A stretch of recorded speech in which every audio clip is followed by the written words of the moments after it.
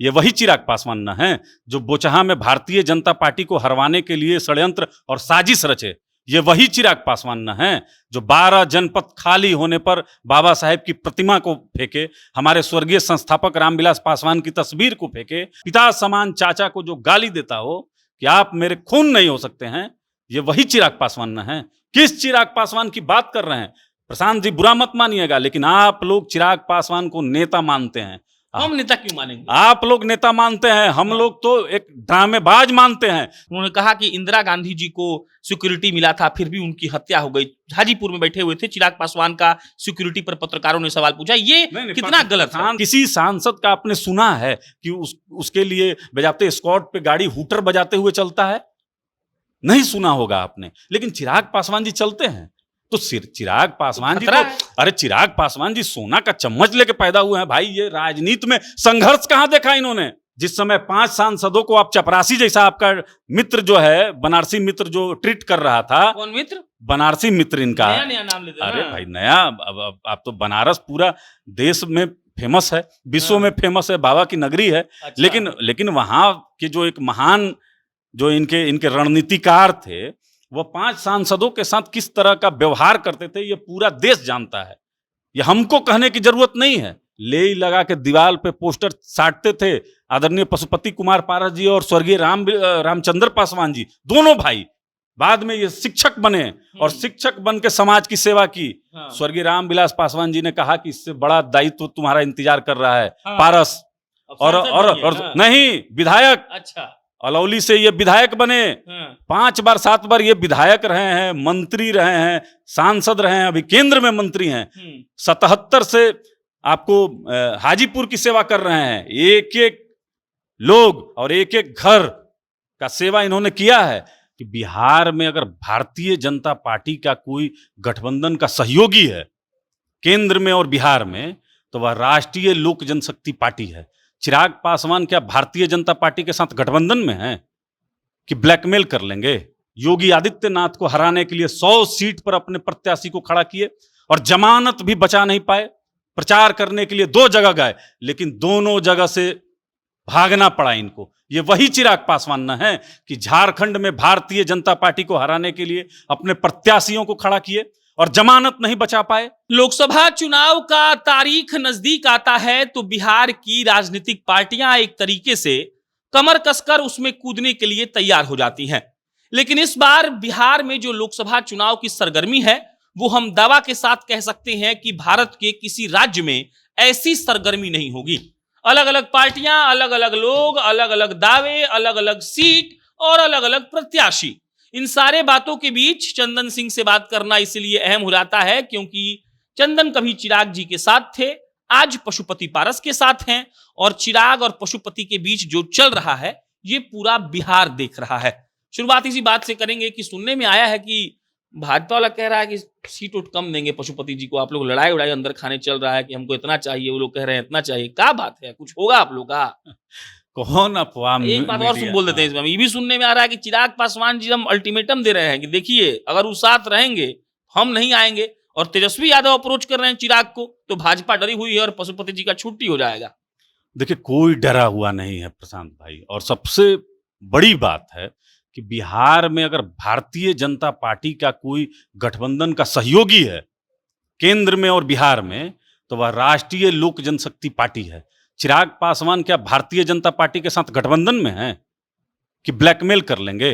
ये वही चिराग पासवान न हैं जो बोचहा में भारतीय जनता पार्टी को हरवाने के लिए षड्यंत्र और साजिश रचे।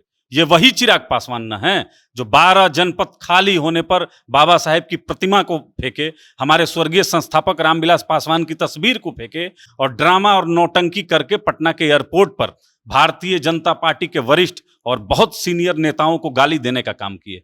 ये वही चिराग पासवान न हैं जो उत्तर प्रदेश में योगी आदित्यनाथ को हराने के लिए 100 सीट पर अपने प्रत्याशी को खड़ा किए और जमानत भी बचा नहीं पाए।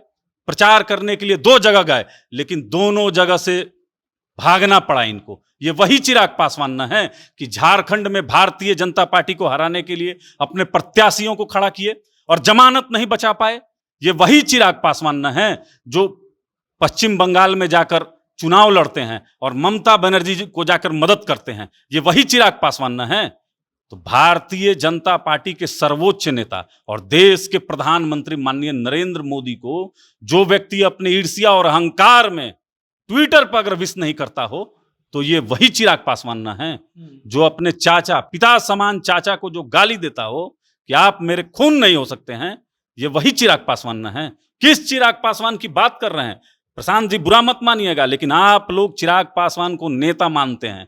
हम नेता क्यों मानेंगे? आप लोग नेता मानते हैं, हम लोग तो एक ड्रामेबाज मानते हैं जो बिहार फर्स्ट, बिहारी फर्स्ट के नाम पर पूरे बिहार के युवाओं को बरगलाने का काम करता हो। आप क्यों नहीं पूछते हैं कि जमुई में क्या विकास किया इन्होंने? क्या जमुई को इन्होंने फर्स्ट बना दिया क्या? अब इनके नेता कह रहे हैं कि हमरे चिराग जी हाजीपुर से लड़ेंगे। अरे हाजीपुर में स्वर्गीय रामविलास पासवान जी अपने जीवित रहते अपने छोटे भाई को राजनीतिक वारिस सौंपे और वहां पर चुनाव जिताकर सदन पहुंचाने का काम किया। खंजर घोपे ना पशुपति जी, तो कहां नहीं लड़ेंगे? प्रशांत जी, आप पढ़े लिखे पत्रकार हैं, आप बताइए कि संसद में अगर आप 6 सांसद हैं और 5 सांसद अगर माननीय लोकसभा अध्यक्ष के पास जाकर अपना नेतृत्व परिवर्तन का आग्रह करें और आपको हटा दें, हटाकर आदरणीय पशुपति कुमार पारस जी को सदन का नेता चुना गया, तो इसमें अब आपको मिर्ची लग जाए तो आपके पीठ में खंजर भोंका गया। जिस समय 5 सांसदों को आप चपरासी जैसा आपका मित्र जो है, बनारसी मित्र जो ट्रीट कर रहा था। कौन मित्र? बनारसी मित्र इनका। नया नाम लेते हैं। अरे भाई नया, अब आप तो बनारस पूरा देश में फेमस है, विश्व में फेमस है, बाबा की नगरी है। अच्छा। लेकिन वहां के जो एक महान जो इनके रणनीतिकार थे, वो 5 सांसदों के साथ किस तरह का व्यवहार करते थे, ये पूरा देश जानता है। ये हमको कहने की जरूरत नहीं है। अगर आप नेता थे तो आपको सभी को सम्मान देना चाहिए था। आपको नहीं लग रहा कि भाजपा आप लोगों को भी लॉलीपॉप दे रही है और चिराग को भी दे रही है? हम बताते हैं क्यों। ये वही चिराग पासवान हैं जिनको नरेंद्र मोदी के सबसे करीबी दोस्त ने जेड सिक्योरिटी दिया। काहे दिया जब वो इतना करीबी नहीं है? तो देखिए प्रशांत जी, अगर आप माननीय मुख्यमंत्री जी के बराबर विरोध में बोल रहे हैं और आपको लगता है, आपको महसूस होता है कि आप पे थ्रेट परसेप्शन है, आप पे खतरा है, आपको लगता है, जबकि मैं दावे से कह सकता हूं कि बिहार के किसी कोना में, किसी रैली में, किसी सभा में या सोशल मीडिया पर भी माननीय चिराग पासवान जी को एक भी गाली किसी ने दिया हो, हमको नहीं लगता है। लेकिन इनको लगता है कि इन पर खतरा है, तो भारत सरकार ने इनको सुरक्षा दिया, अच्छी बात है, कहां कोई दिक्कत है? लॉलीपॉप नहीं है सुरक्षा चुनाव के लिए? नहीं नहीं नहीं, अब देखिए, अब जिस पर थ्रेट है या लगता है उसको, तो भारत सरकार उसको सुरक्षा मुहैया कराती है। कुशवाहा जी को कराया है और मुकेश सहनी जी को भी कराया है। सबको लॉलीपॉप दिया है। अब देखिए, राजनीति में जब इस तरीके का कोई बात विषय आता है, तो सरकार चाहती है कि सुरक्षा दे दे, कि कल को कोई बात अगर हो तो आरोप सरकार पर डायरेक्ट ना लगे। अगर आपको भी लगता है कि आप तरह तरह का अगर आप विरोध करते हैं राजनेताओं का, अगर सरकार से आग्रह कीजिएगा तो आपको भी मिलेगा प्रशांत जी, इसमें कहां कोई दिक्कत है। देश के हर एक नागरिक को राज्य सरकार की और केंद्र सरकार की जवाबदेही है कि अगर उसके जान पर खतरा है तो उसको सुरक्षा मिलनी चाहिए।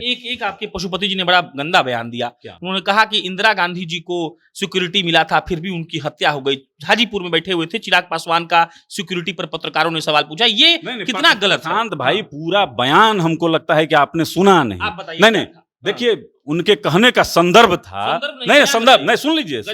नहीं, अरे ठग रहे हैं आप। नहीं, अरे सुन तो लीजिए आप। संदर्भ था कि सुरक्षा पर प्रश्न किया गया था कि चिराग जी को भी जेड श्रेणी का सुरक्षा मिला है, इस पे आप क्या कहना चाहते हैं? उनके कहने का मतलब था कि एक सांसद का काम उसके जनता के प्रति होता है। अगर जनता में काम नहीं करेंगे तो वो मैसेज अच्छा नहीं जाएगा। लेकिन जब सुरक्षा आपको मिल जाता है तो उस सुरक्षा का भौकाल आप जब बनाने लगते हैं, आप चिराग पासवान जी का आप सोशल मीडिया का पेज देखिएगा। मैं तो उस समय भी देखा हूं ना, मैं तो था चिराग जी के साथ में ना, कि स्वर्गीय रामविलास पासवान जी के सुरक्षा को लेकर ये जब जमुई की यात्रा करते थे, दौरा करते थे, एक सांसद की कितनी सुरक्षा होती है। किसी सांसद का आपने सुना है कि उसके लिए बजाते स्कॉट पे गाड़ी हूटर बजाते हुए चलता है? नहीं सुना होगा आपने। लेकिन चिराग पासवान जी चलते हैं। तो चिराग पासवान जी तो, अरे चिराग पासवान जी सोना का चम्मच लेके पैदा हुए हैं भाई। ये राजनीति में संघर्ष कहां देखा इन्होंने? ये तो पका पकाया इनको मिला है, तो इनको लगता है कि ये इनका हक है। मैं तो कहता हूं कि राजा का बेटा राजा नहीं बनेगा, वो तो संघर्ष से बनता है ना। माननीय प्रधानमंत्री जी ने समझा कि स्वर्गीय रामविलास पासवान जी का असली उत्तराधिकारी कौन है, और अपने कैबिनेट में, मुझे कहते हुए बहुत गर्व हो रहा है प्रशांत जी, कि पूरे कैबिनेट में 29 मंत्रियों में इकलौते हमारे नेता आदरणीय पशुपति कुमार पारस जी हैं, जो अभी एनडीए के हिस्सा हैं, और सरकार के किसी भी डिसीजन में आदरणीय पशुपति कुमार पारस जी बराबर के साझेदार हैं। और सबसे विश्वस्त है माननीय प्रधानमंत्री जी का। जिस तरीके से इन्होंने ये काम कर रहे हैं, माननीय प्रधानमंत्री जी का आशीर्वाद इनको प्राप्त है। पशुपति जी गोबट होते थे क्या? वो बहुत स्ट्रगल किए हैं, उनके भाई भी तो बना दिए उनको। नहीं, अरे सुन लीजिए, आपको शायद जानकारी नहीं है कि स्वर्गीय रामविलास पासवान जी जब सुन लीजिए, जब राजनीति में ये आए तो आदरणीय रामविलास पासवान जी का ले लगा के दीवार पे पोस्टर साटते थे आदरणीय पशुपति कुमार पारस जी और स्वर्गीय रामचंद्र पासवान जी, दोनों भाई। बाद में ये शिक्षक बने और शिक्षक बन के समाज की सेवा की। स्वर्गीय रामविलास पासवान जी ने कहा कि इससे बड़ा दायित्व तुम्हारा इंतजार कर रहा है पारस। और नहीं, विधायक। अच्छा, अलौली से ये विधायक बने। 5 बार 7 बार ये विधायक रहे हैं, मंत्री रहे हैं, सांसद रहे हैं, अभी केंद्र में मंत्री हैं। 77 से आपको हाजीपुर की सेवा कर रहे हैं। एक एक लोग और एक एक घर का सेवा इन्होंने किया है। तो राजनीति में ऐसे ही नहीं मिला है, बहुत संघर्ष किए हैं, जेल गए हैं, हर चीज का जो यातना स्वर्गीय रामविलास पासवान जी ने अपने राजनीतिक जीवन में उठाया है, उससे कतई कम पशुपति कुमार पारस जी ने नहीं उठाया है। तो बहुत संघर्ष किया है। आप कभी भी उनका कोई भी बयान, इस बयान को चिराग पासवान किस तरीके से गलत तरीके से मोड़ कर प्रस्तुत किया इन्होंने मीडिया के सामने, लेकिन हकीकत मैं बता रहा हूं कि पशुपति कुमार पारस जी का सीधे कहना था कि जनता के प्रति आपका दायित्व है। आज क्यों चिराग पासवान जमुई छोड़ के भागने पर विवश हुए? क्या आपने वादा किया था? आपने वादा इस बिहार की धरती पर आपने किया था कि हम बिहार फर्स्ट बनाएंगे, बिहारी फर्स्ट बनाएंगे, तो उसमें जमुई आता होगा ना प्रशांत जी। तो जमुई में आपको 10 साल मौका दिया, ये 24 में 10 साल हो जाएगा, तो 10 साल में आप श्वेत पत्र लाइएगा ना, बताइएगा ना कि आपने क्या किया है। तो इस शॉल ओढ़कर और हाथ हिलाकर राजनीति नहीं ना चलेगा। राजनीति में आपको दिखाना पड़ेगा।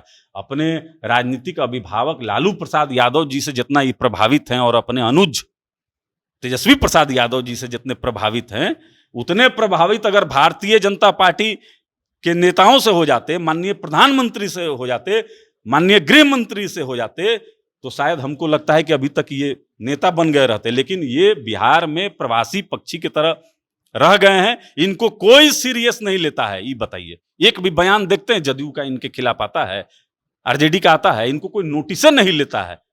हम लोग भी नहीं लेना चाहते हैं। वो आप पूछ रहे हैं तो हम बोल रहे हैं। चलिए, ये चंदन जी थे। बाकी लोकसभा चुनाव के मद्देनजर बयानबाजी चलती रहेगी। एक आदमी कहेगा कि ऊ गधा है, दूसरा कहेगा कि ऊ गधा है। हमारा काम है सवाल पूछना, हम कर रहे हैं।